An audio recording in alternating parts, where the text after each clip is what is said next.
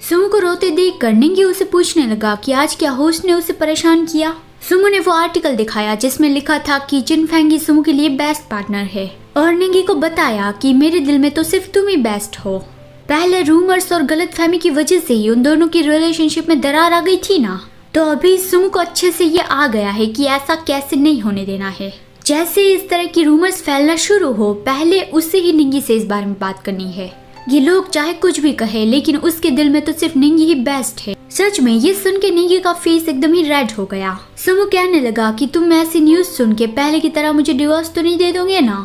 निंगी ने कहा कि नहीं, मैं ऐसा नहीं करूँगा, मुझे सिर्फ तुम पे यकीन है। उन दोनों ने एक दूसरे को आई लव यू कहा और फिर दोनों के बीच में किस होने वाला था, लेकिन सुमो का ध्यान गया कि वहाँ पे हुआ और सुहान सामने बैठे हैं, तो वो शर्मा गया और फिर यहाँ पे सुहान और हुआ आपस में बातें करने लगे। सुहान ने पूछा कि हुआ को ये नया खिलौना किसने लेके दिया। हुआ ने बताया कि ये मिस्टर शेन ने मुझे दिया है। उसका नाम सुनते ही सुहान के चेहरे से स्माइल चली गई और वो थोड़ा अटक अटक के बोलने लगा और थोड़ी खिलौने की तारीफ की कि ये बहुत ही अच्छा है। फिर उसने पूछा कि अभी शनलेंशाओ कैसा है। हुआ ने बताया कि वो ठीक है, वो अब भी हैंडसम दिखते हैं और अमीर आदमी जैसे कपड़े पहनते हैं, लेकिन मुझे नहीं लगता कि वो अंदर से खुश है।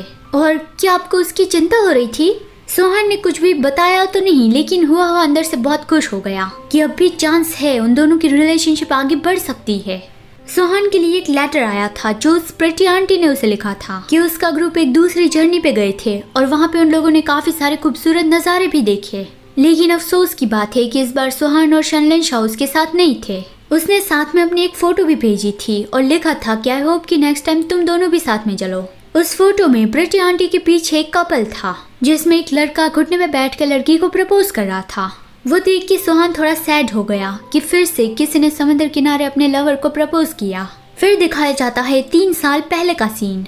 आज जर्नी का आखिरी दिन था। प्रेटी आंटी ने शनलेंशाओ के पास जाके बताया कि सोहान ने तुम्हें बीच पे मिलने बुलाया है। लेंशाओ तो हेजिटेट कर रहा था, लेकिन प्रेटी आंटी उसे भेजने लगी कि क्या कर रहे हो, इतना हेजिटेट मत करो, मौका मिला है तो उसे झपट लो। मैं जिन कपल को मिलवाती हूँ उसकी शादी होके रहती है। लेकिन यहाँ प्रेटी आंटी को कौन बताए कि उन लोगों का ऑलरेडी डिवोर्स हो चुका है। प्रेटी आंटी ने कहा कि अगर तुम उसका दिल जीतने में अपना बेस्ट नहीं दोगे तो फिर बाद में तुम्हें इस बात का रिग्रेट होगा।